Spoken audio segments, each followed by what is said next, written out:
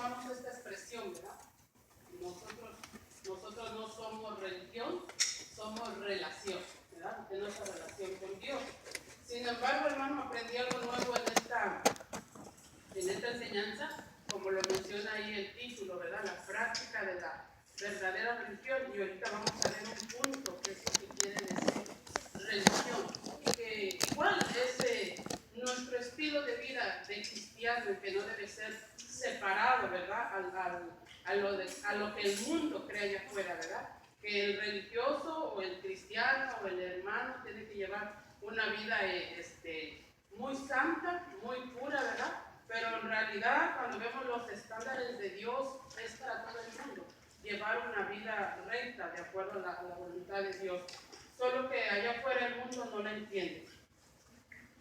Vamos a ver 3 objetivos, hermanos. Yo solo traje el mapa, solo no sé, el que tenga el libro lo puede ver. Pero dice el objetivo: saber que Dios envía mensajes de advertencia cuando se le ha ofendido. Qué bonito saber, hermano, ¿verdad? Qué grande es Dios, su misericordia. Porque cuando a usted le ofende a alguien, ¿cómo reacciona? ¿Cómo reaccionamos, hermano? Cuando alguien nos falta el respeto, nosotros lo que hacemos es evadir o decir después me la cobro o no hablarle a esa persona. Pero mire cómo dice este punto, ¿verdad? Saber que Dios envía mensajes de advertencia cuando se le ha ofendido. O sea, no es nada más que se ha alejado, se olvidó, ofendido, una ofensa a Dios. Y en su gran misericordia y su amor, Él le envía a alguien. Y en estos libros que hemos estado viendo, hermano, como el profeta Amós, Oseas y este libro, es un mensaje que está dirigido a la nación de Israel, al pueblo de Israel, ¿verdad? Y que estaba aconteciendo algo. Yo creo que estamos ahorita como en la línea, ¿verdad? Sabiendo lo que está pasando en el pueblo escogido por Dios, en esta nación. Y eso es lo que a mí me llama la atención porque, hermano, no es el mundo allá afuera. Se está refiriendo al pueblo que Dios ha escogido. Y esta palabra encaja en nuestra vida porque hoy nosotros somos el pueblo de Dios. Estaba leyendo Romanos capítulo 11, verso 17, y dice que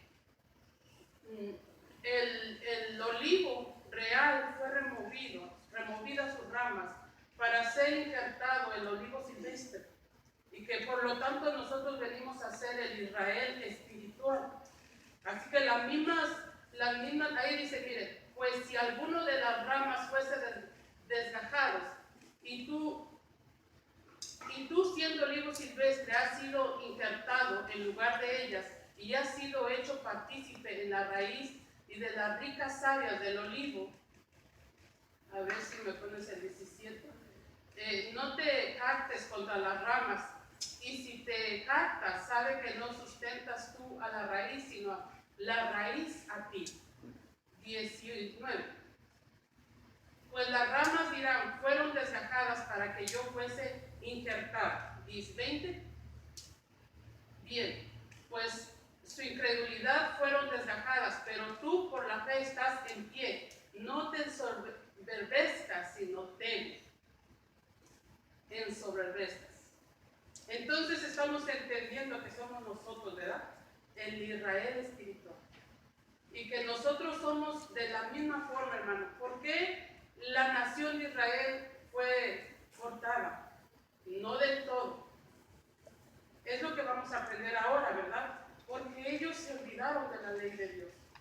Durante estos libros que estamos viendo, hermano, esa fue la razón. Y Dios ya tenía un propósito, porque entonces ahora está el olivo silvestre, las hojas injertadas, nosotros, la iglesia. Y yo meditaba, hermano, cómo nosotros nos estamos conduciendo como iglesia. Como iglesia debemos de tener mucho cuidado, porque si Dios le mandó una exhortación fuerte al pueblo original, al pueblo de Israel, ¿usted cree que nosotros nos libraremos? Dios es un Dios de misericordia y su amor grande, ¿verdad? Lento para la ira, dice la palabra, grande misericordia. Pero Dios no puede ser burlado. Y eso es lo que yo quisiera, hermano, que entendiéramos, ¿verdad? Que nuestra vida de cristiano tiene un valor tan especial y que de esa misma forma nosotros debemos de cuidar nuestra salvación, nuestra obediencia, nuestro temor hacia Dios, que no somos cualquier cosa, que Cristo nos compró a precio de sangre y que muchos hermanos que han aceptado a Cristo lo toman a la ligera o lo aceptan y quizá no vuelven a la iglesia. O quizá llegan a la iglesia y no le toman el valor ni a la palabra que el siervo da, ni a lo que Cristo ha hecho por nosotros. Hermano, cuando hable de la iglesia y durante estas clases que demos, no hablo de la iglesia aquí Nueva Vida, sino de la iglesia en general mundialmente. ¿Sí? Para que no lo vaya a tomar usted, la hermana me está agrediendo. Estamos hablando de la iglesia en general. Entonces, ese es el punto número 1. Número 2 sería reflexionar acerca de lo que Dios quiere de su pueblo. ¿Qué Dios quiere de nosotros, verdad? Entonces lo vamos a entender en este desarrollo. Número 3, disponerse a vivir una vida rendida en santidad al Señor y de amor al prójimo. Este va a ser uno de los puntos fuertes en esta clase, hermano. El amor al prójimo. El amor al prójimo como iglesia. El amor al prójimo como lo que Cristo enseñó y Dios enseñó, ¿verdad? Dando a su Hijo. Y que nosotros a veces no lo estamos entendiendo como debiera ser. Dice Lucas 10:27, amarás al Señor tu Dios con todo tu corazón, con todas tus fuerzas, con toda tu mente y a tu prójimo como a ti mismo. Mire cómo lo dice el Señor. Pensamiento central. La verdadera religión se evidencia practicando la justicia, amando la misericordia y manteniéndose humilde ante Dios. La verdadera religión. Entonces, esa es la verdadera religión. ¿Verdad cómo dice el título, hermano?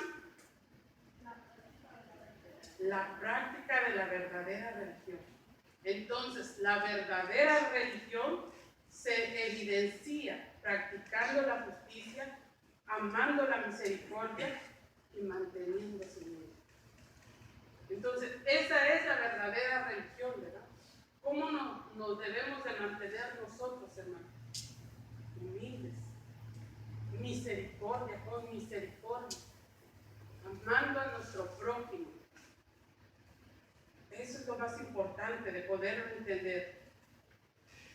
Juan 13:16, dice Jesús dijo, el siervo no es mayor que su Señor, ¿verdad? Como siervo. Si Jesús vino y conocemos esa historia, ¿verdad? Que en este pasaje, que Él vino y dice que le lavó los pies a sus discípulos. Jesús como el Señor, como el Maestro, como el dueño de todo. Para mostrar que Él era un siervo, nosotros no podemos ser más. A veces, hermano, el título que me dan aquí enfrente se quiere subir a la cabeza, ¿verdad? Al no querer hacer cosas, al no querer mantener humilde. Pero Jesús fue nuestro ejemplo. Jesús fue el ejemplo para todos nosotros, para nuestra vida. El texto de memorizar es ahí mismo, Miqueas 6:8, y dice, oh hombre, Él te ha declarado lo que es bueno. ¿Y qué pide Jehová de ti? Solamente hacer justicia, amar misericordia y humillarte ante tu Dios. Sigue diciendo lo mismo, ¿verdad? ¿Qué es lo que pide Dios de nosotros? Y esta palabra está bien fuerte, hermano, porque cuando esperemos que lleguemos a este verso 8, ¿por qué termina diciendo esta clase, ¿verdad? En esta porción, ¿qué estaba haciendo el pueblo de Dios que no estaba entendiendo qué Dios pedía de ellos? El pueblo de Dios se había olvidado. Primeramente, hermano, y esa es la primera alerta o la primera luz, ¿verdad? Como dice el hermano, cuando nosotros hacemos a un lado a Dios, Cuando sacamos a Dios de nuestras decisiones, de nuestras acciones, de lo que nosotros queremos hacer, cuando nos olvidamos de Dios. Ya todo lo demás viene, hermano, por añadidura, y no en las cosas buenas cuando hacemos a Dios a un lado. Entonces el pueblo de Judá, Israel, se habían olvidado de Dios. Y este verso 8 dice: oh hombre, Él te ha declarado lo que es bueno. ¿Y qué pide Jehová de ti? Solamente hacer justicia, amar misericordia y humillarte ante tu Dios. Lo más importante, hermano, cuando nosotros buscamos la presencia de Dios, eso nos ayuda a amar a nuestro prójimo y tener misericordia. Enseñanza, yo quise poner este punto, hermano, porque miren cómo dice: la tendencia humana es a divorciar la religión de la ética personal, pero el llamado de Dios es a una relación justa con Él y el prójimo. Y era lo que les decía al inicio, ¿verdad? La tendencia humana quiere separar, dice aquí, a divorciar la religión de la ética personal. Todos nosotros, hermanos, cuando éramos niños y hoy en día nuestros niños, ¿verdad?, les enseñamos principios morales, que sean respetuosos, que sean amables, que sean humildes, que sean educados, que sean estudiosos. ¿Qué padre no enseña lo mejor para su hijo, verdad? Y la persona, hermano, que después grande se desvía y empieza a robar, a matar, a violar, a hacer daño, es por eso que ven esa división, como dice este punto: la tendencia humana es a divorciar la religión de la ética personal. Piensan que la persona, solamente el que está en la iglesia, es el que debe de tener un estándar alto de moralidad, ¿verdad?, de respeto, y a veces hasta se burlan de uno, hermano, porque si ustedes y yo estamos en el trabajo y decimos una palabra que no está de acuerdo a nuestros estándares, nos dicen así, ¿verdad?, y eres cristiano, y se burlan de uno. Mas, sin embargo, como dice aquí, hermano, esa actitud de humildad y de misericordia debe de estar en todos. Pero nosotros, que entendemos, debemos de cuidar esa área en nuestra vida. Vamos a ver historia, hermano. Ahora sí me voy a adelantar ahí. Hemos estado viendo esta tabla de los profetas, ¿verdad?, para que nos podamos ubicar más.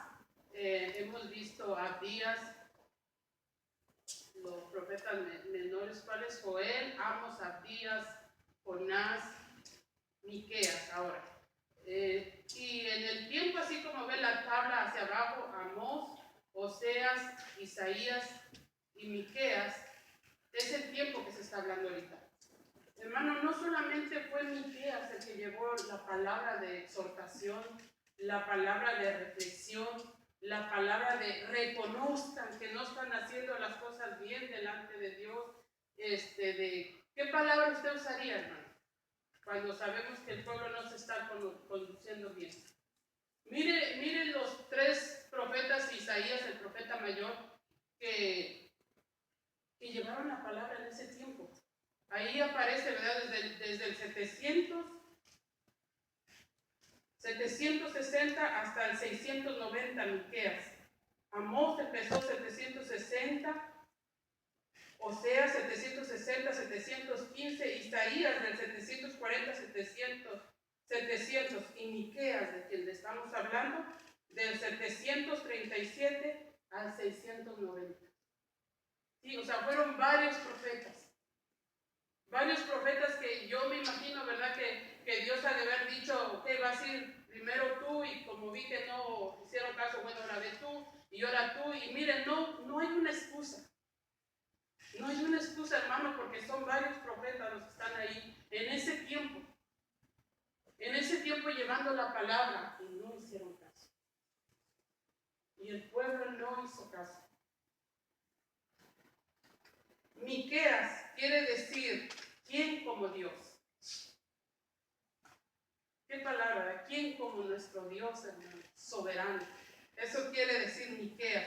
Fue contemporáneo de Oseas e Isaías y Amós entre el año 760 al 710 antes de Cristo. Todos ellos coincidieron en haber recalcado la importancia de la justicia esencial y la moralidad que debe acompañar a la religión. Mire el tema que ellos llevaban, hermano. La importancia, ¿verdad?, de la conducta del pueblo que debía de ser. Miqueas nació en Moreset, en una pequeña aldea localizada a unos 50 kilómetros al oeste de Jerusalén. Vamos a ver. En ese lugar se ubicaba, hermano, Moreset, a unos 50 kilómetros, dice el libro, de Jerusalén. Para ese tiempo nosotros ya habíamos visto, ¿verdad?, que fue dividido el reino del norte, el reino del sur. Entonces Moreset pertenecía a Jerusalén, a Jerusalén, reino de Judá.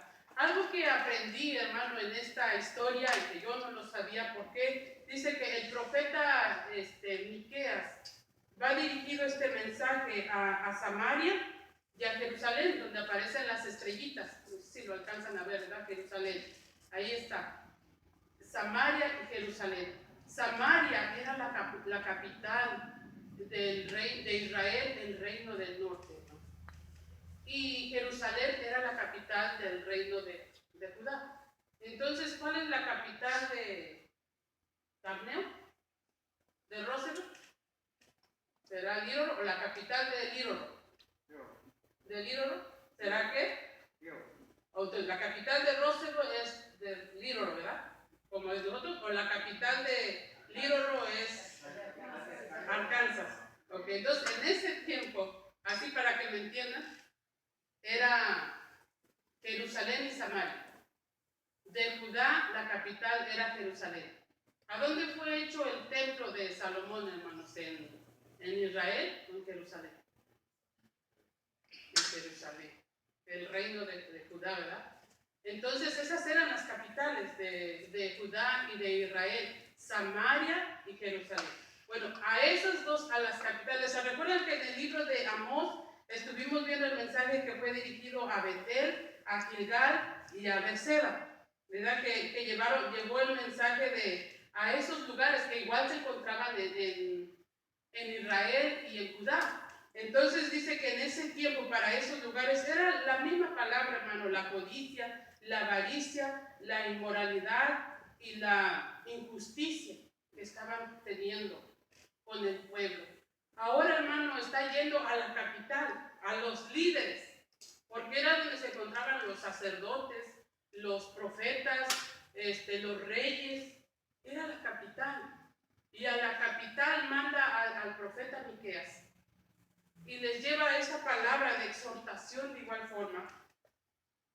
Uno de los puntos, hermano, que se está viviendo en esos momentos y que ya se estaba viviendo desde años atrás, lo primero es de que se habían olvidado de Dios. Y eso era lo más importante, ¿verdad? Se habían olvidado de Dios. Y dice que los dueños de propiedades desalojaban a las viudas y no les importaba, hermano, no tenían misericordia para ayudar a la gente pobre.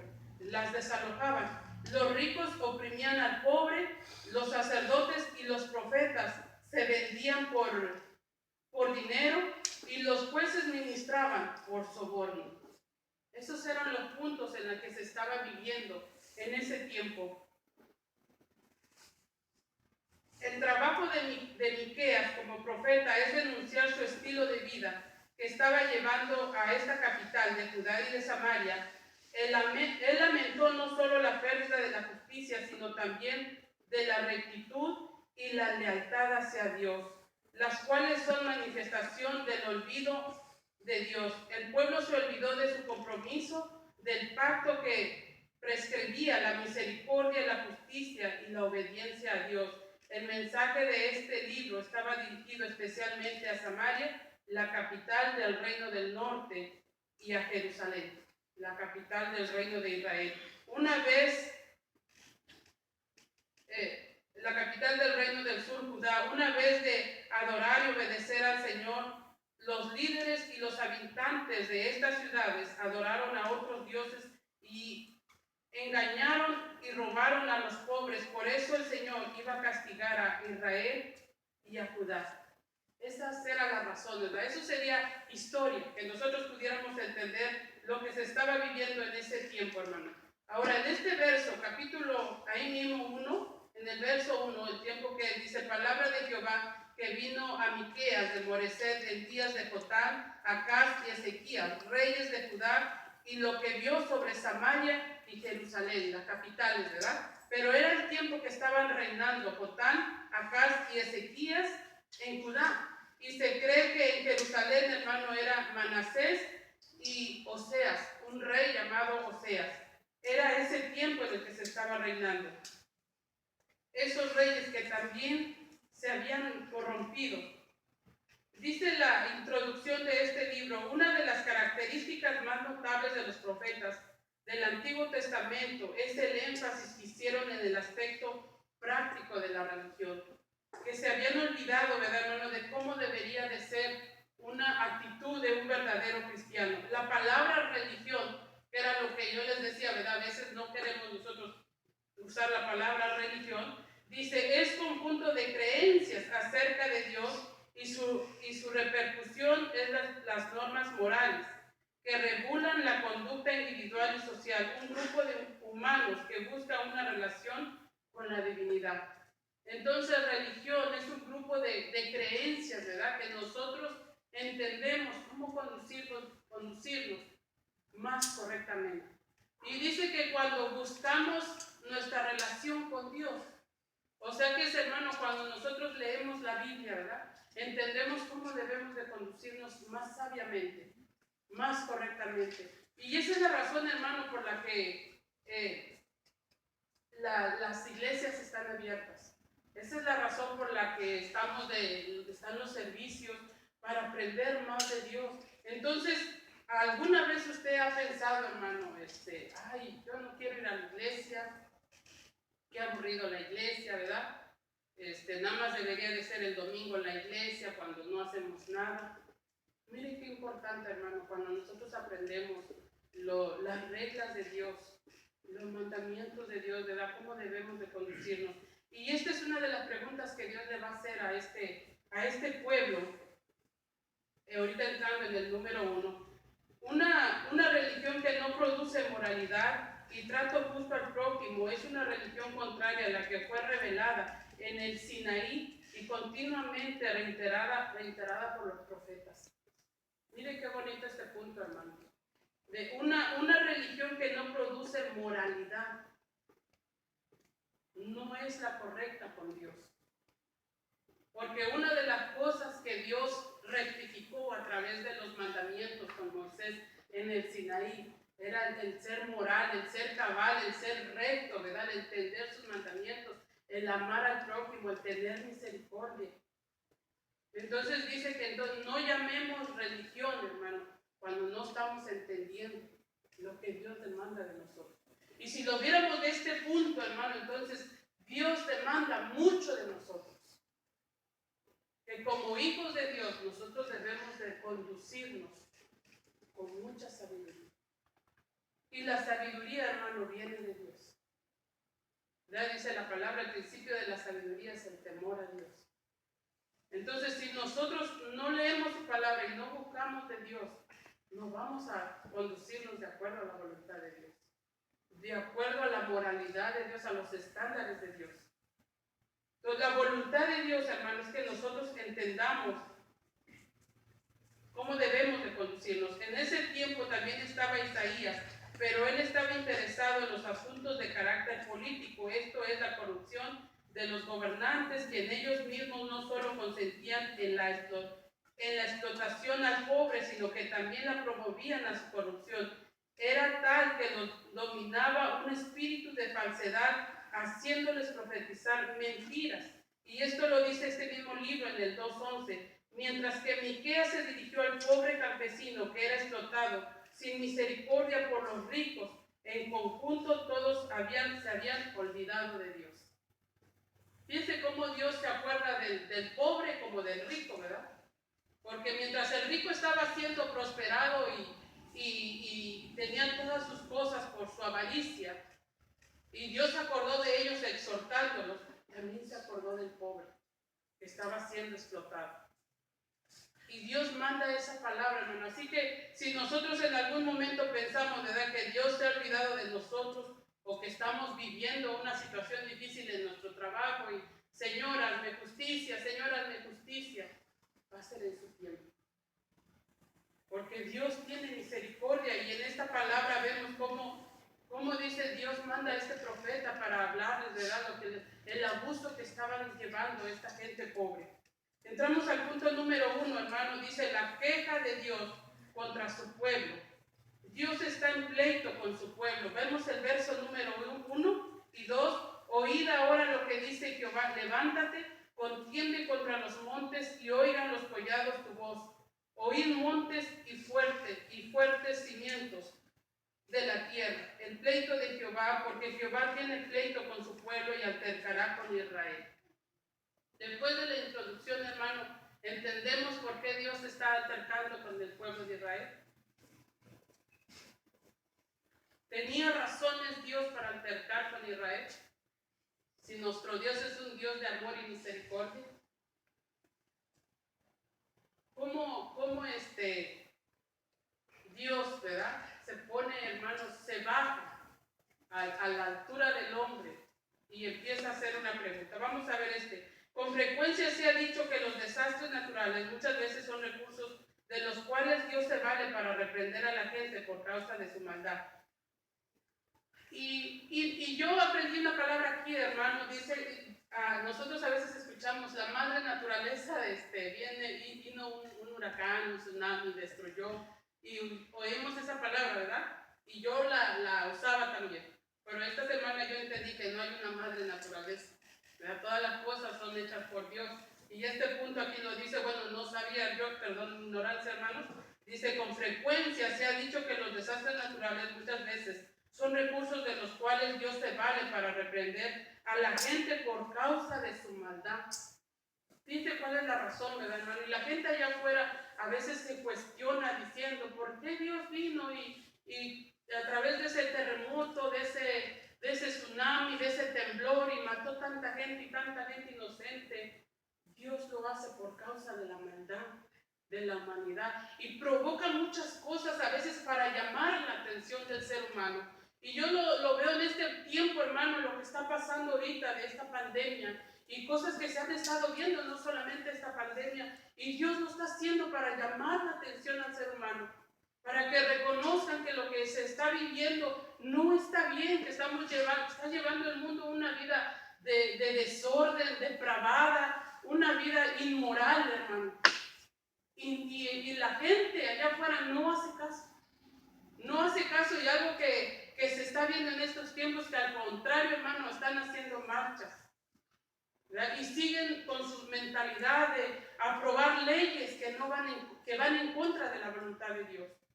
Como es el aborto, como es el homosexual, como es la droga, leyes que la palabra, hermano, dice la Biblia, ¿verdad?, que todo hombre se sujete a las leyes dadas por Dios, pero estas no son leyes dadas por Dios. Estas son leyes de los hombres, que creen que son cosas buenas, cosas que el hombre es libre de decidir y de tomar de su cuerpo y de su vida lo que él quiera decidir. La Biblia no nos dice eso, ¿verdad? Para Dios hay estándares para el ser humano y el ser humano no lo ha entendido. Entonces dice que con frecuencia Dios usa estas cosas y lo ha usado durante toda la Biblia y menciona aquí unos ejemplos. Dice que, por ejemplo, en el diluvio, que fue en el tiempo de Noé, y nosotros sabemos el fuego de Sodoma y Gomorra, las langostas en los días de Joel, los leones enviados por Dios. ¿Se acuerda de Eliseo que dice que unos hombres se burlaban de él, ¿verdad? Calvo. Y Dios mandó unos leones para matarlos. La tormenta donde iba Jonás, Dios usa los medios para hacer entender a la gente. Y de esa misma forma ahorita está haciendo un llamado, ¿verdad? Porque dice, oír ahora lo que dice Jehová, levántate, contiende contra los montes y oigan los collados tu voz. Está hablándole a los montes y a los collados. Dice el comentario aquí, un lugar mudo que no habla, ¿verdad? Que no habla, pero que están siendo testigos de lo que Dios ha hecho con su pueblo, del cuidado que Dios ha tenido con su pueblo. Y Dios sigue diciendo aquí, oíd montes y fuertes cimientos de la tierra, el pleito de Jehová, porque Jehová tiene pleito con su pueblo y altercará con Israel. Y hay razones para entender, hermano, por qué Dios está usando esta expresión.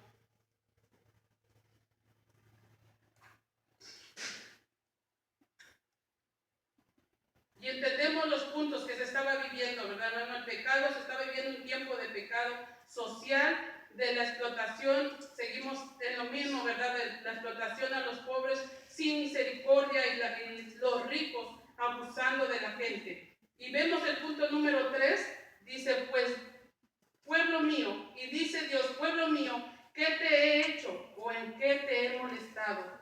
Responde contra mí. Número B, hermano, sería Dios demanda respuesta de su pueblo. Primero pone por testigo, ¿verdad? Montes y collados son testigos del cuidado que yo he tenido con mi pueblo. Pero ahora le hace una pregunta al pueblo. Pueblo mío, ¿qué te he hecho? Y si Dios nos hiciera esa pregunta, hermano. Beatriz, ¿qué te he hecho? Y aquí hace un comentario, hermano, en esa palabra. Dios usando esta palabra, ¿verdad? Pueblo mío, ¿qué te he hecho? Algunos eruditos traducen esta pregunta, ¿en qué te he molestado? Si Dios nos dijera, ¿en qué te he molestado? ¿En qué te has cansado de mí? ¿Por qué te has fastidiado de mí? ¿Les he fallado yo a ustedes alguna vez? ¿He dejado de cumplir mis promesas? ¿O he sido severo con ustedes? Si Dios nos hiciera esa pregunta ahorita, hermano. Alguna vez hemos dicho, ya me cansé de predicar, ya me cansé de enseñar, ya me cansé de cantar, ya me cansé de venir a la iglesia, ya me cansé de alzar mis manos y alabar. Y Dios pregunta hoy, ¿en qué te he molestado? ¿En qué te he fallado? ¿Qué es lo que te he hecho? Ay, hermano, yo no sé, ¿verdad?, cómo vemos esta palabra, pero la verdad que cuando Dios hace esa pregunta al pueblo, es la verdad, nada les había hecho. Él había tenido cuidado del pueblo, Él lo había sacado de Egipto, lo había sustentado. ¿Qué le había hecho Dios, hermano, al pueblo de Israel, al pueblo de Judá? Los había cuidado. Había sido su escudo y su retaguardia. Había sido como el águila que tiene los polluelos debajo de sus alas, debajo de sus plumas. Los había librado de toda la gente que estaba alrededor, los estaba cuidando. Y tenía razones Dios para hacer esta pregunta. Y dice aquí el comentario, hermano, dice que él se sienta como si estuviera en una corte. Y cuando llevan al acusado y le dicen, te acusamos por esto y porque tú robaste o mataste o violaste, cuando usted va a una corte, el juez le está sentenciando las razones que hizo esa persona, ese hombre.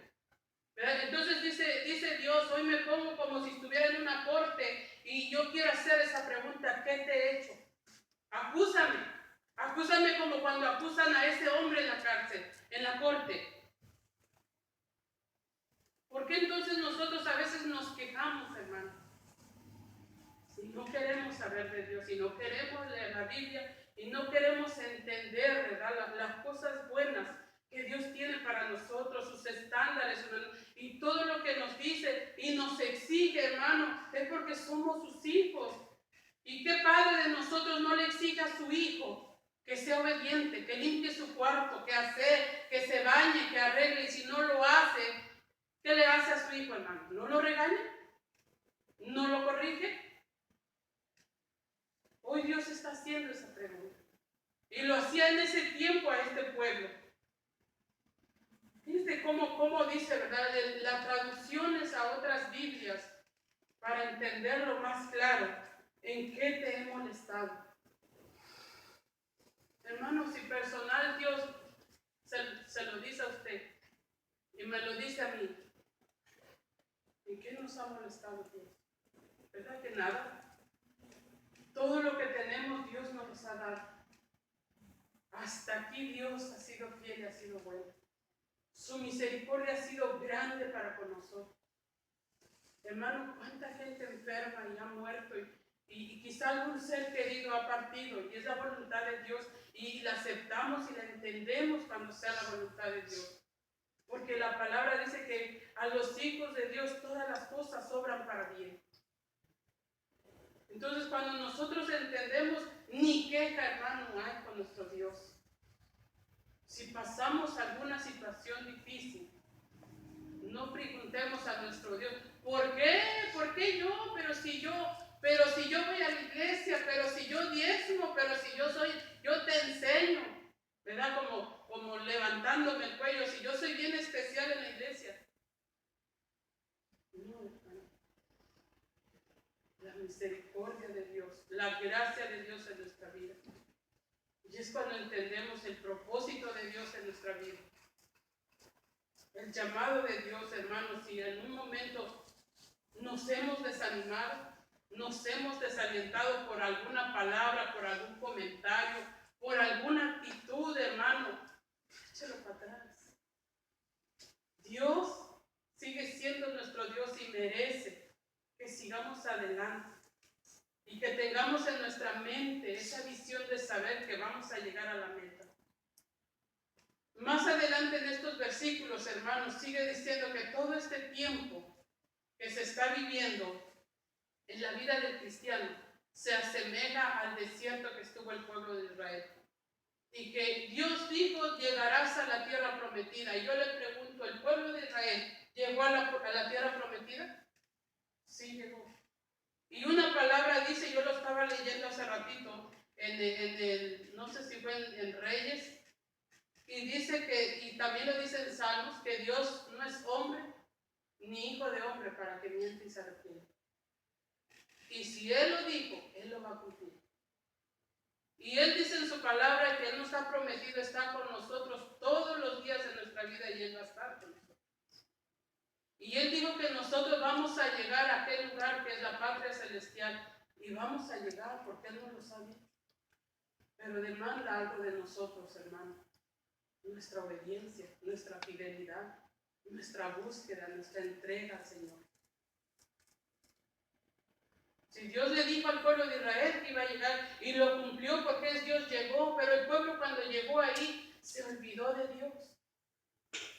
Y eso no queremos que pase hoy con nosotros en nuestra vida. Sigamos adelante, hermano. En el amor de Cristo Jesús yo los animo en esta noche. Yo en la mañana que estaba leyendo esta pasaje, hermano, si usted sigue el verso 8 y el verso 5, es que esta es una historia bien larga y si yo le voy a pedir permiso al pastor, si yo puedo terminar este libro la próxima miércoles. Porque ahorita solo llegamos al verso 6, se acabó el tiempo, hermano, al verso 4. Al verso 3 cuando Dios le está diciendo, ¿verdad? Pueblo mío, ¿qué te he hecho? ¿O en qué te he molestado? Responde contra mí. Y yo quería dejar esa palabra, hermano, meditemos en esa palabra. Vuélvalo a leer en su casa esa palabra y usted mismo dígale al Señor, ¿verdad? Cuando Él está diciendo esa palabra, ¿qué te he hecho? José Villanueva, ¿qué te he hecho? ¿Por qué hay tanta pereza? ¿Por qué Dios nos llama a servirle y a amarle y a buscarle y en nosotros hay un conformismo? ¿Sabe por qué el pueblo de Israel se olvidó de Dios? Porque solo estaban yendo a la iglesia, hermano. Ahí lo vamos a ver más adelante, llevando sus ofrendas, sus holocaustos, sus animales, pero eso era lo exterior. Pero en el interior se habían olvidado de Dios. Y René en el libro de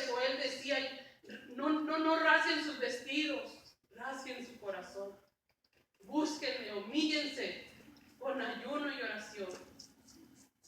Hermano, ¿verdad que nos hace falta ayunar? Nos hace falta orar más. Nos hace falta leer la Biblia. Y no quiero decir, hermano, que tenemos que venir todos a ayunar aquí un sábado. Somos adultos y somos líderes. No tiene que venir aquí. Podemos ayunar en nuestra casa. Debemos seguir buscando a Dios. ¿Cuánta pasión hay en nosotros para buscar a Dios? No espere a que le digan, el sábado hay un ayuno, invocados todos. Hermano, el que quiere agradar a Dios y servir a Dios, de verdad le busca y se consagra. Yo les animo, hermano, en esta noche. Y le voy a invitar que se pongan de pie y adoremos a Dios y le digan, gracias, Rey, porque yo no quiero escuchar esa palabra. Que tú me digas en qué yo te he ofendido, en qué te he fallado, qué no te he dado. Pero porque esa fue la palabra que le dijo a Israel, esa fue la palabra que le dijo a su pueblo.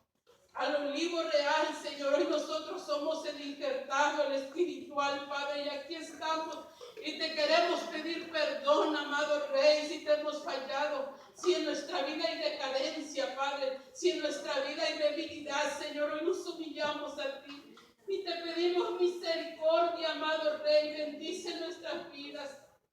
Danos fuerza, Señor, como las del búfalo, Padre. Enséñanos a confiar en ti, mi Dios amado, en estos momentos que se estén viviendo, que en todo tiempo nuestra cabeza sea levantada en alto, confiando en nuestro Redentor, porque Él vive y porque Él dijo que vendrá, Señor. Creemos tus promesas y queremos estar preparados, Padre. Gracias, mi Dios, por el gozo y la fuerza que ha puesto en mis hermanos en esta noche y se han hecho presente, bendito Rey. Yo le pido que los bendiga, que deposite esas fuerzas en sus vidas, Padre, que deposite ese gozo en su vida, mi Dios amado. Bendice nuestras vidas, Señor. Ayúdanos a seguir buscando de ti. Ponemos en esta tarde nuestra juventud. Cada niño, Padre mío, yo le pido, Señor, que nosotros como padres esté ese principio de instruir a nuestros hijos, Padre, de motivarlos, de enseñarlos estos principios morales, el temor a ti, Padre bendito. Ayúdanos, Jehová de los ejércitos. Ayúdenos, Padre de la gloria, que estamos en esta noche, Padre. Bendiga nuestras vidas, Rey amado. Enséñenos a confiar más en usted, Padre.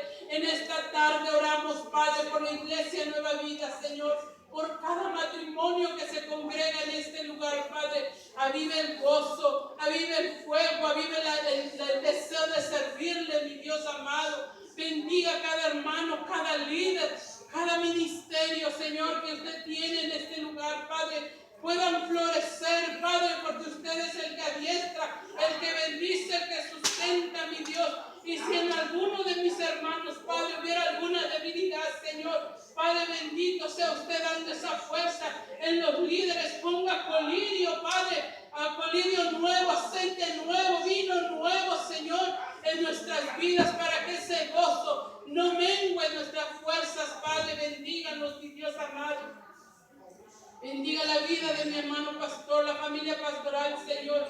Padre celestial, todo argumento y toda fortaleza que se haya levantado en contra de él, se ha derribado en el nombre de Jesús, bendito Rey. Yo le pido que lo bendiga, Padre. Yo le pido, Señor, que sea dando la fuerza, la sabiduría, el entendimiento. Oramos por la palabra, Señor, que el domingo va a traer mi hermano, Padre, esa palabra. Siga, mi Dios, obrando en cada corazón de su pueblo, que se va a hacer presente, Padre, esa palabra viva y pueda correr como río por nuestro interior, Padre, y haga la obra por el cual va a ser enviado, mi Dios. Esa palabra bendiga, Señor, bendiga a mis hermanos, Señor. Bendiga el servicio del viernes, Padre Santo, que es servicio de niños, mi Dios amado, desde ya lo ponemos en sus manos. Y le pedimos, mi Rey, que sea usted bendiciendo, Padre, que sea obrando, mi Dios, de una forma especial. Espíritu Santo, que usted sea llegando y toda gloria y toda honra sean dadas a usted, Señor. Use la vida de mi hermana que trae la palabra, Señor, y que esa palabra que va a impartir a los niños, Señor, quede en esos corazones, Padre Santo, y pueda dar fruto, mi Dios bendito. Yo oro, Padre, para que usted sea obrando, Señor. Oramos, Padre. alguna petición que alguno de mis hermanos traiga en esta noche, Señor, o tenga delante de su presencia, Señor, yo me uno a ellos. Y le pido, mi Dios, que usted obre de acuerdo a su perfecta voluntad, Señor. Padre, abra puertas, sane, Señor, si hay algún familiar enfermo, Padre, sea usted sanando. Oramos, Padre, por aquellas personas a las cuales se les ha invitado, se les ha hablado del Evangelio, de su palabra, mi Dios bendito. Obre y glorifíquese, Padre, que su palabra no vuelva atrás vacía. Oramos, Padre, por cada compañero, por los compañeros de mi trabajo, Señor. Glorifícase con poder, Padre, en esas personas, Señor, en las cuales se ha compartido su palabra, Señor, sobre todas las cosas, el buen testimonio de